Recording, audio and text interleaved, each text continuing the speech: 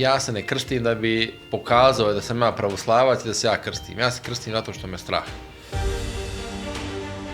Te 2013. je moglo da se živi od judova, ako nisi Nemanja Majdan? Meni je cilj bio da uzmem neku evropsku medalju, jednu, i da dobijem nacionalnu penziju i da riješim svoj život. Sad što sam ja već 9 puta osvojio nacionalnu penziju, to sam malo prešlo granice, da. Naravno, jednu dobijam.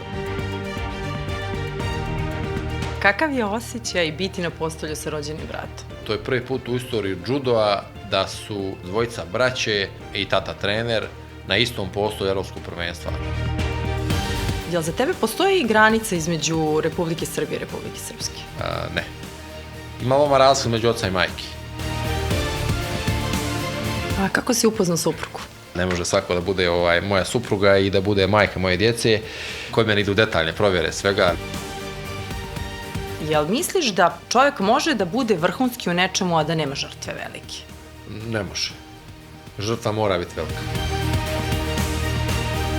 Četvrtak u 15 časova. Podcast na YouTube kanalu Od obraza do srca.